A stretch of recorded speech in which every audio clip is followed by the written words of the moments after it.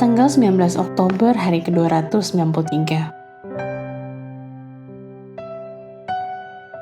Bacaan Lukas pasal 10-12.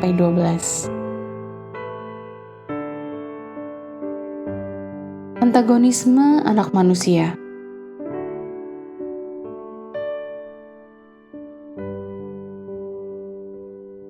Garis besar. Jumlah murid bertambah ketika Yesus mengirimkan 36 pasang pelayan untuk mempersiapkan jalan di hadapannya. Ketika peluang untuk pelayanan meningkat, demikian juga pertentangan. Penolakan terbuka oleh orang-orang Farisi menuntun Yesus untuk menyatakan kesengsaraan pada para pemimpin agama yang munafik dan memperingatkan murid-muridnya agar tidak seperti mereka. Semua ini mengarah pada serangkaian perumpamaan dan peringatan tentang penghakiman Allah di masa depan pada mereka yang tidak peduli dan tidak setia dalam pelayanan mereka kepada Allah. Renungan harian. Apakah burung pipit, rambut, gagak, bunga lili, dan Anda memiliki kesamaan?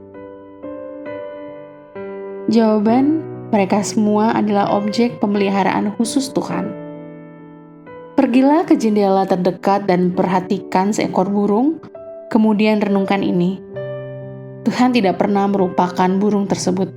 Lihat pasal 12 ayat 6. Sisirlah rambut Anda dan catat rambut yang rontok atau terserabut keluar. Kemudian renungkan ini. Tuhan tahu persis berapa banyak yang tersisa. Pasal 12 ayat 7. Berjalanlah hari ini dan nikmati keindahan ciptaan Tuhan di sekitar Anda. Kemudian renungkan ini.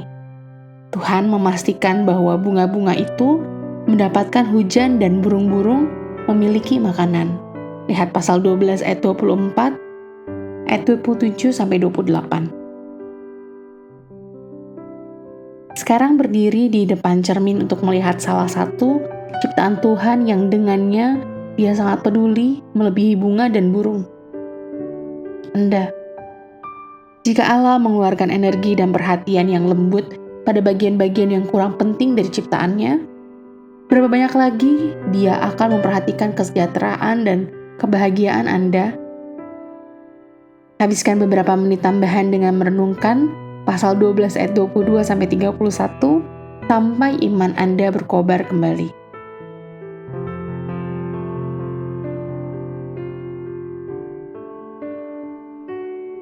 Iman tidak pernah mengetahui kemana akan diarahkan, tetapi mencintai dan mengetahui sang pengarah tersebut.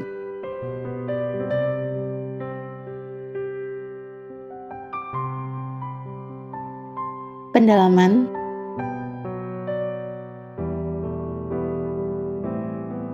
Penghakiman yang berharga, Lukas pasal 10 ayat 14. Tirus dan Sidon adalah dua kota non-Yahudi di utara Galilea. Jadi mengapa Yesus membandingkan kota ini dengan Korazim dan Betsaida? Karena terlepas dari kefasikan yang terdapat pada kota Tirus dan Sidon, lihat Yeskiel pasal 28 untuk penilaian yang keras terhadap keduanya. Kota-kota ini tidak menyaksikan dan kemudian menolak kerajaan Allah yang berkuasa. Lihat Lukas pasal 10 ayat 13-14. Kejahatan kota Korazim dan Betsaida dilakukan dalam mengabaikan Tuhan. Kota-kota yang menolak Yesus adalah kota jahat, meskipun telah melihat mujizat Tuhan bekerja di tengah-tengah mereka.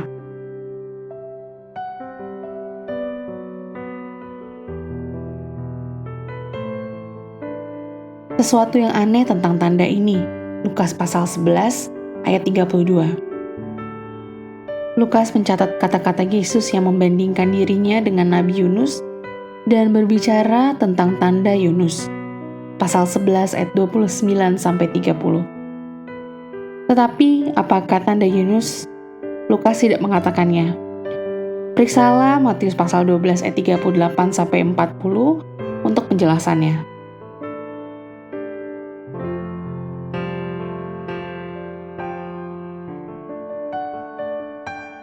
Amin. Tuhan Yesus memberkati.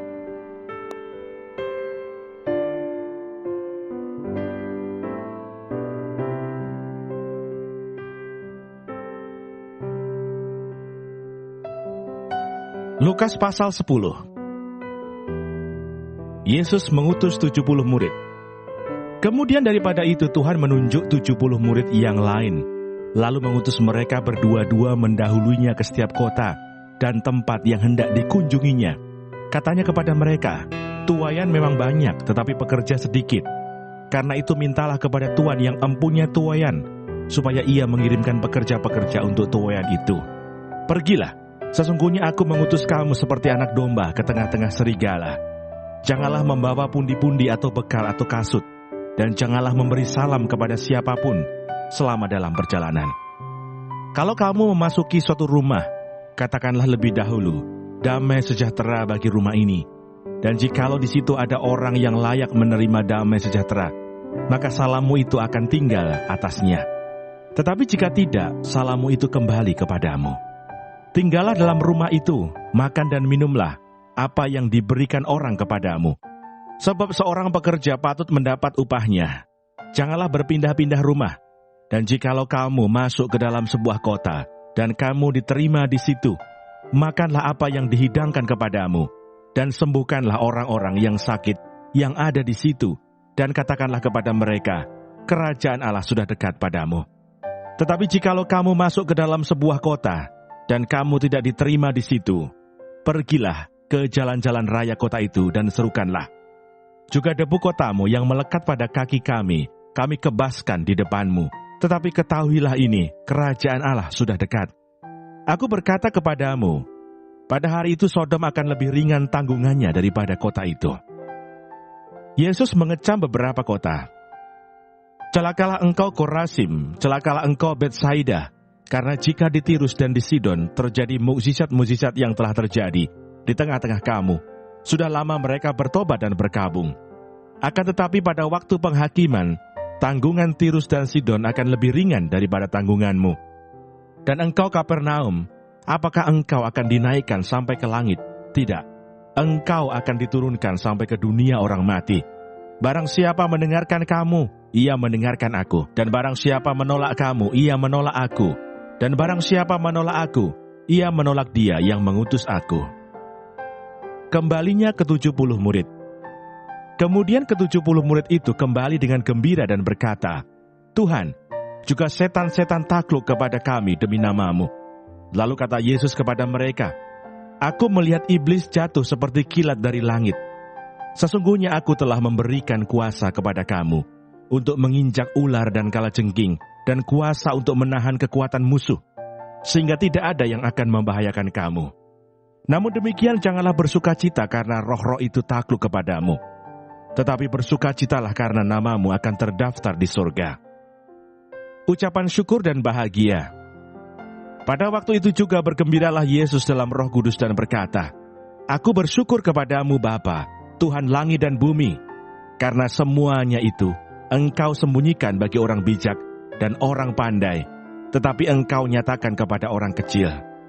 Ya Bapa, itulah yang berkenan kepadamu. Semua telah diserahkan kepadaku oleh Bapakku, dan tidak ada seorang pun yang tahu siapakah anak selain Bapa, dan siapakah Bapa selain anak, dan orang yang kepadanya anak itu berkenan menyatakan hal itu." Sesudah itu berpalinglah Yesus kepada murid-muridnya tersendiri dan berkata, "Berbahagialah mata yang melihat apa yang kamu lihat. Karena aku berkata kepada kamu, banyak nabi dan raja ingin melihat apa yang kamu lihat, tetapi tidak melihatnya, dan ingin mendengar apa yang kamu dengar, tetapi tidak mendengarnya." Orang Samaria yang murah hati. Pada suatu kali berdirilah seorang ahli Taurat untuk mencoba Yesus, katanya, "Guru, apa yang harus kuperbuat untuk memperoleh hidup yang kekal?" Jawab Yesus kepadanya, "Apa yang tertulis dalam hukum Taurat? Apa yang kau baca di sana?" Jawab orang itu, "Kasihilah Tuhan Allahmu dengan segenap hatimu, dan dengan segenap jiwamu, dan dengan segenap kekuatanmu, dan dengan segenap akal budimu, dan kasihilah sesamamu manusia seperti dirimu sendiri." Kata Yesus kepadanya, "Jawabmu itu benar, perbuatlah demikian, maka engkau akan hidup." Tetapi untuk membenarkan dirinya, orang itu berkata kepada Yesus, "Dan siapakah sesamaku manusia?" Jawab Yesus, "Adalah seorang yang turun dari Yerusalem ke Yeriko. Ia jatuh ke tangan penyamun-penyamun yang bukan saja merampoknya habis-habisan, tetapi yang juga memukulnya, dan yang sesudah itu pergi meninggalkannya setengah mati. Kebetulan ada seorang imam turun melalui jalan itu. Ia melihat orang itu, tetapi ia melewatinya dari seberang jalan. Demikian juga seorang Lewi datang ke tempat itu. Ketika ia melihat orang itu, ia melewatinya dari seberang jalan. Lalu datang seorang Samaria yang sedang dalam perjalanan ke tempat itu, dan ketika ia melihat orang itu, tergeraklah hatinya oleh belas kasihan. Ia pergi kepadanya, lalu membalut luka-lukanya. Sesudah ia menyiraminya dengan minyak dan anggur, kemudian ia menaikkan orang itu ke atas keledai tunggangannya sendiri, lalu membawanya ke tempat penginapan dan merawatnya. Keesokan harinya, ia menyerahkan 2 dinar kepada pemilik penginapan itu, katanya, "Rawatlah dia, dan jika kau belanjakan lebih dari ini, aku akan menggantinya waktu aku kembali." Siapakah di antara ketiga orang ini, menurut pendapatmu, adalah sesama manusia dari orang yang jatuh ke tangan penyamun itu? Jawab orang itu, "Orang yang telah menunjukkan belas kasihan kepadanya." Kata Yesus kepadanya, "Pergilah dan perbuatlah demikian." Maria dan Marta. Ketika Yesus dan murid-muridnya dalam perjalanan, tibalah ia di sebuah kampung. Seorang perempuan yang bernama Marta menerima dia di rumahnya. Perempuan itu mempunyai seorang saudara yang bernama Maria. Maria ini duduk dekat kaki Tuhan dan terus mendengarkan perkataannya, sedang Marta sibuk sekali melayani. Ia mendekati Yesus dan berkata, "Tuhan, tidakkah engkau peduli bahwa saudaraku membiarkan aku melayani seorang diri? Suruhlah dia membantu aku." Tetapi Tuhan menjawabnya, "Marta, Marta, engkau khawatir dan menyusahkan diri dengan banyak perkara, tetapi hanya satu saja yang perlu. Maria telah memilih bagian yang terbaik, yang tidak akan diambil daripadanya." Lukas pasal 11. Hal berdoa. Pada suatu kali, Yesus sedang berdoa di salah satu tempat. Ketika ia berhenti berdoa, berkatalah seorang dari murid-muridnya kepadanya, "Tuhan, ajarlah kami berdoa, sama seperti yang diajarkan Yohanes kepada murid-muridnya." Jawab Yesus kepada mereka, "Apabila kamu berdoa, katakanlah, Bapa, dikuduskanlah namamu, datanglah kerajaanmu, berikanlah kami setiap hari makanan kami yang secukupnya, dan ampunilah kami akan dosa kami, sebab kami pun mengampuni setiap orang yang bersalah kepada kami. Dan janganlah membawa kami ke dalam pencobaan." Lalu katanya kepada mereka, "Jika seorang di antara kamu pada tengah malam pergi ke rumah seorang sahabatnya dan berkata kepadanya, 'Saudara, pinjamkanlah kepadaku 3 roti, sebab seorang sahabatku yang sedang berada dalam perjalanan singgah ke rumahku, dan aku tidak mempunyai apa-apa untuk dihidangkan kepadanya.'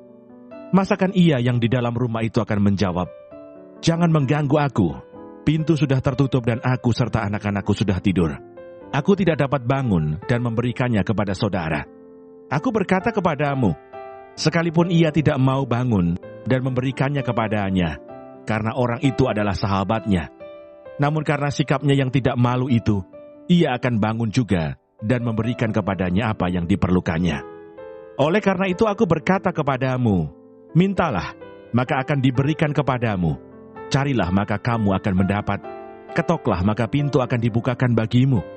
Karena setiap orang yang meminta, menerima, dan setiap orang yang mencari, mendapat, dan setiap orang yang mengetok, baginya pintu dibukakan. Bapa manakah di antara kamu, jika anaknya minta ikan daripadanya, akan memberikan ular kepada anaknya itu ganti ikan? Atau, jika ia minta telur, akan memberikan kepadanya kalajengking? Jadi jika kamu yang jahat tahu memberi pemberian yang baik kepada anak-anakmu, apalagi Bapamu yang di sorga, ia akan memberikan Roh Kudus kepada mereka yang meminta kepadanya." Yesus dan Beelzebul. Pada suatu kali Yesus mengusir dari suatu setan yang membisukan. Ketika setan itu keluar, orang bisu itu dapat berkata-kata. Maka heranlah orang banyak, tetapi ada di antara mereka yang berkata, "Ia mengusir setan dengan kuasa Beelzebul, penghulu setan." Ada pula yang meminta suatu tanda dari surga kepadanya untuk mencobai dia. Tetapi Yesus mengetahui pikiran mereka lalu berkata, Setiap kerajaan yang terpecah-pecah pasti binasa, dan setiap rumah tangga yang terpecah-pecah pasti runtuh. Jikalau iblis itu juga terbagi-bagi dan melawan dirinya sendiri, bagaimanakah kerajaannya dapat bertahan? Sebab kamu berkata bahwa aku mengusir setan dengan kuasa Beelzebul.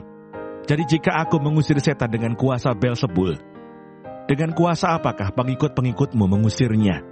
Sebab itu merekalah yang akan menjadi hakimmu. Tetapi jika aku mengusir setan dengan kuasa Allah, maka sesungguhnya kerajaan Allah sudah datang kepadamu. Apabila seorang yang kuat dan yang lengkap bersenjata menjaga rumahnya sendiri, maka amanlah segala miliknya. Tetapi jika seorang yang lebih kuat daripadanya menyerang dan mengalahkannya, maka orang itu akan merampas perlengkapan senjata yang diandalkannya dan akan membagi-bagikan rampasannya. Siapa tidak bersama aku, ia melawan aku. Dan siapa tidak mengumpulkan bersama aku, ia mencerai-beraikan. Kembalinya roh jahat. Apabila roh jahat keluar dari manusia, ia pun mengembara ke tempat-tempat yang tandus, mencari perhentian, dan karena ia tidak mendapatkannya, ia berkata, "Aku akan kembali ke rumah yang telah kutinggalkan itu." Maka pergilah ia dan mendapati rumah itu bersih tersapu dan rapi teratur. Lalu ia keluar dan mengajak 7 roh lain yang lebih jahat daripadanya. Dan mereka masuk dan berdiam di situ. Maka akhirnya keadaan orang itu lebih buruk daripada keadaannya semula. Siapa yang berbahagia? Ketika Yesus masih berbicara, berserulah seorang perempuan dari antara orang banyak dan berkata kepadanya, "Berbahagialah ibu yang telah mengandung engkau dan susu yang telah menyusui engkau." Tetapi ia berkata, "Yang berbahagia ialah mereka yang mendengarkan firman Allah dan yang memeliharanya." Tanda Yunus. Ketika orang banyak mengerumuninya, berkatalah Yesus, "Angkatan ini adalah angkatan yang jahat. Mereka menghendaki suatu tanda, tetapi kepada mereka tidak akan diberikan tanda selain tanda Nabi Yunus. Sebab seperti Yunus menjadi tanda untuk orang-orang Niniwe, demikian pula lah Anak Manusia akan menjadi tanda untuk angkatan ini. Pada waktu penghakiman, ratu dari selatan itu akan bangkit bersama orang dari angkatan ini, dan ia akan menghukum mereka. Sebab ratu ini datang dari ujung bumi untuk mendengarkan hikmat Salomo, dan sesungguhnya yang ada di sini lebih daripada Salomo. Pada waktu penghakiman, orang-orang Niniwe akan bangkit bersama angkatan ini, dan mereka akan menghukumnya. Sebab orang-orang Niniwe itu bertobat waktu mereka mendengarkan pemberitaan Yunus, dan sesungguhnya yang ada di sini lebih daripada Yunus. Pelita tubuh. Tidak seorang pun yang menyalakan pelita lalu meletakkannya di kolong rumah atau di bawah gantang, melainkan di atas kaki Dian, supaya semua orang yang masuk dapat melihat cahayanya. Matamu adalah pelita tubuhmu. Jika matamu baik, teranglah seluruh tubuhmu. Tetapi jika matamu jahat, gelaplah tubuhmu. Karena itu perhatikanlah, supaya terang yang ada padamu jangan menjadi kegelapan. Jika seluruh tubuhmu terang dan tidak ada bagian yang gelap, maka seluruhnya akan terang, sama seperti apabila pelita menerangi engkau dengan cahayanya. Yesus mengecam orang-orang Farisi dan ahli-ahli Taurat. Ketika Yesus selesai mengajar, seorang Farisi mengundang dia untuk makan di rumahnya. Maka masuklah ia ke rumah itu, lalu duduk makan. Orang Farisi itu melihat hal itu dan ia heran, karena Yesus tidak mencuci tangannya sebelum makan. Tetapi Tuhan berkata kepadanya, "Kamu orang-orang Farisi, kamu membersihkan bagian luar dari cawan dan pinggan, tetapi bagian dalammu penuh rampasan dan kejahatan. Hai orang-orang bodoh, bukankah Dia yang menjadikan bagian luar? Dia juga yang menjadikan bagian dalam. Akan tetapi, berikanlah isinya sebagai sedekah, dan sesungguhnya semuanya akan menjadi bersih bagimu. Tetapi celakalah kamu, hai orang-orang Farisi, sebab kamu membayar persepuluhan dari selasih, inggu, dan segala jenis sayuran, tetapi kamu mengabaikan keadilan dan kasih Allah. Yang satu harus dilakukan, dan yang lain jangan diabaikan. Celakalah kamu, hai orang-orang Farisi, sebab kamu suka duduk di tempat terdepan di rumah ibadat, dan suka menerima penghormatan di pasar. Celakalah kamu, sebab kamu sama seperti kubur yang tidak memakai tanda. Orang-orang yang berjalan di atasnya tidak mengetahuinya." Seorang dari antara ahli-ahli Taurat itu menjawab dan berkata kepadanya, "Guru, dengan berkata demikian, engkau menghina kami juga." Tetapi ia menjawab, "Celakalah kamu juga, hai ahli-ahli Taurat. Sebab kamu meletakkan beban-beban yang tak terpikul pada orang, tetapi kamu sendiri tidak menyentuh beban itu dengan satu jari pun. Celakalah kamu, sebab kamu membangun makam nabi-nabi, tetapi nenek moyangmu telah membunuh mereka. Dengan demikian kamu mengaku bahwa kamu membenarkan perbuatan-perbuatan nenek moyangmu, sebab mereka telah membunuh nabi-nabi itu, dan kamu membangun makamnya.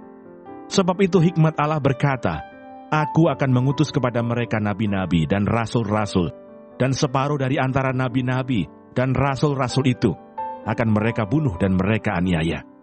Supaya dari angkatan ini dituntut darah semua nabi yang telah tertumpah sejak dunia dijadikan, mulai dari darah Habel sampai kepada darah Zakaria yang telah dibunuh di antara mezbah dan rumah Allah. Bahkan aku berkata kepadamu, semuanya itu akan dituntut dari angkatan ini. Celakalah kamu, hai ahli-ahli Taurat, sebab kamu telah mengambil kunci pengetahuan. Kamu sendiri tidak masuk ke dalam, dan orang yang berusaha untuk masuk ke dalam, kamu halang-halangi." Dan setelah Yesus berangkat dari tempat itu, ahli-ahli Taurat dan orang-orang Farisi terus-menerus mengintai dan membanjirinya dengan rupa-rupa soal. Untuk itu mereka berusaha memancingnya, supaya mereka dapat menangkapnya berdasarkan sesuatu yang diucapkannya.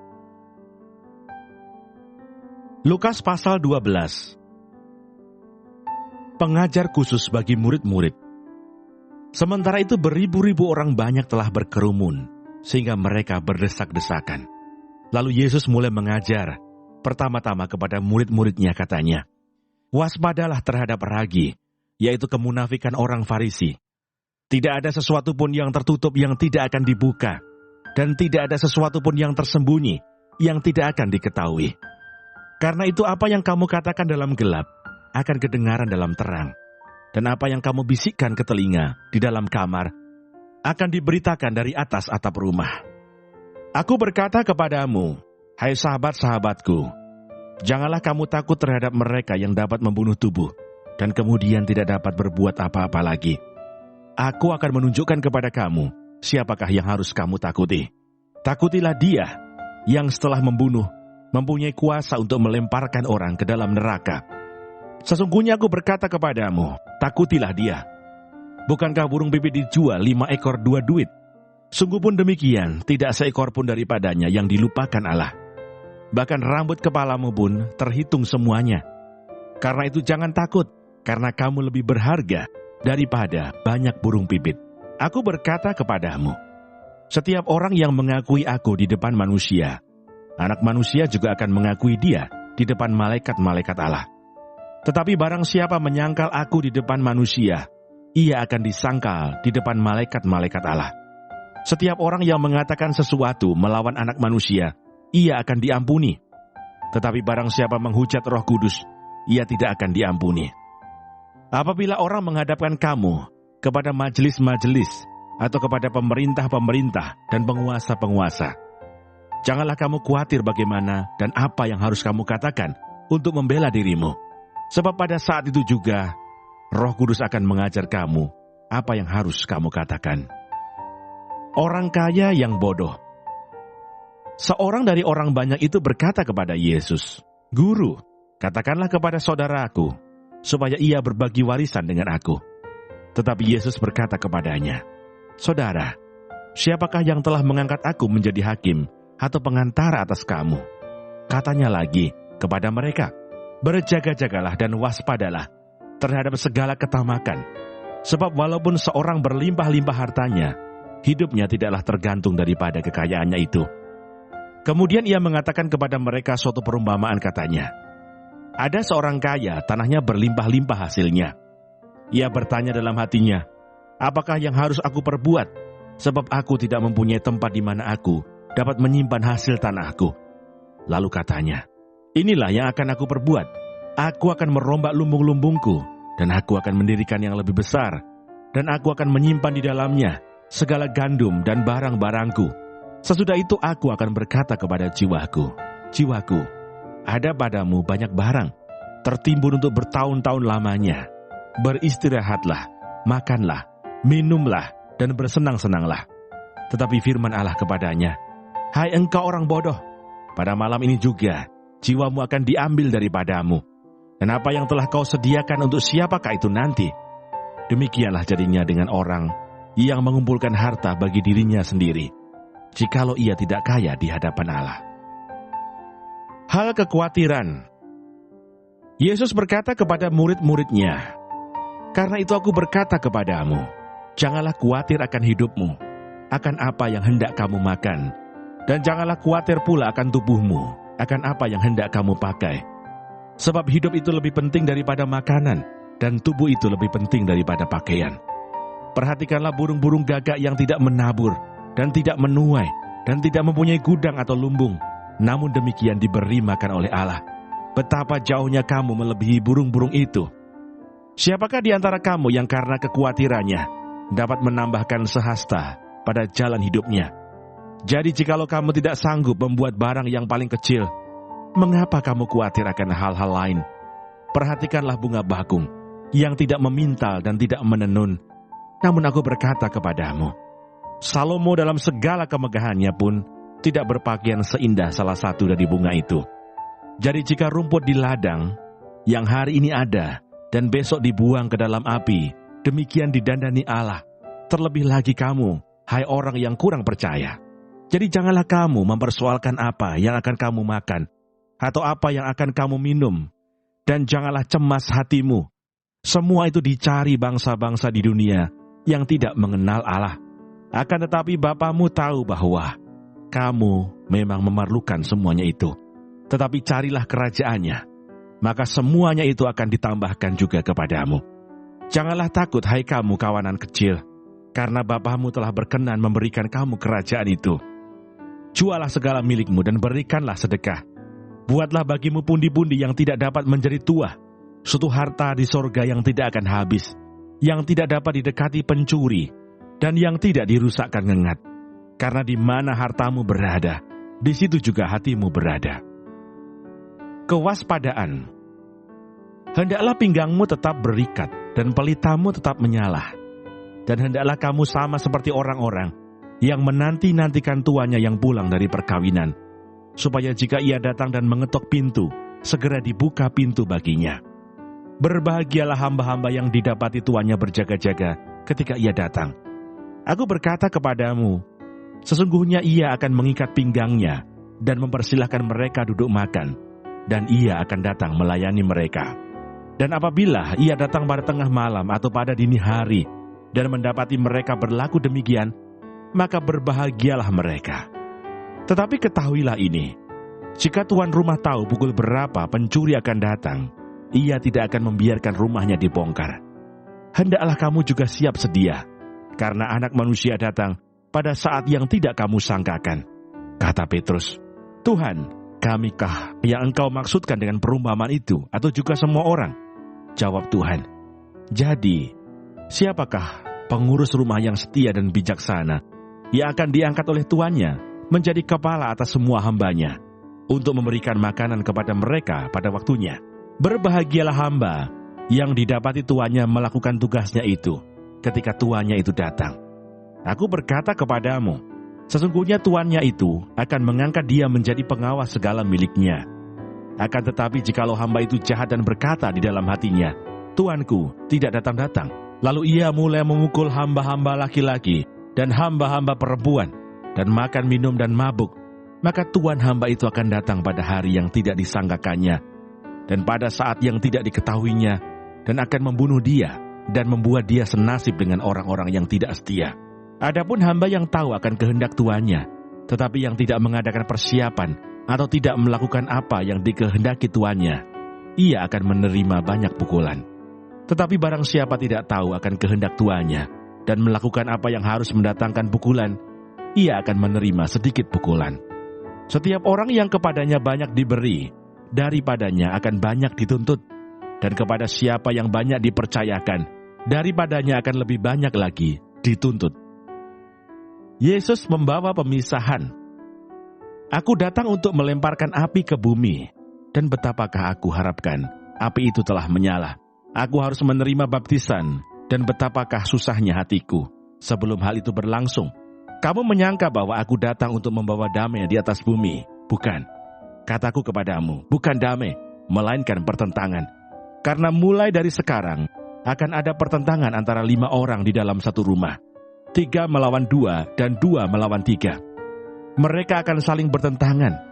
Ayah melawan anaknya laki-laki, dan anak laki-laki melawan ayahnya. Ibu melawan anaknya perempuan, dan anak perempuan melawan ibunya. Ibu mertua melawan menantunya perempuan, dan menantu perempuan melawan ibu mertuanya. Menilai zaman. Yesus berkata pula kepada orang banyak, apabila kamu melihat awan naik di sebelah barat, segera kamu berkata, akan datang hujan, dan hal itu memang terjadi. Dan apabila kamu melihat angin selatan bertiup, kamu berkata, hari akan panas terik, dan hal itu memang terjadi. Hai orang-orang munafik, rupa bumi dan langit kamu tahu menilainya. Mengapakah kamu tidak dapat menilai zaman ini? Dan mengapakah engkau juga tidak memutuskan sendiri apa yang benar? Sebab, jikalau engkau dengan lawanmu pergi menghadap pemerintah, berusahalah berdamai dengan dia selama di tengah jalan, supaya jangan engkau diseretnya kepada hakim, dan hakim menyerahkan engkau kepada pembantunya, dan pembantu itu melemparkan engkau ke dalam penjara. Aku berkata kepadamu, engkau tidak akan keluar dari sana sebelum engkau membayar hutangmu sampai lunas.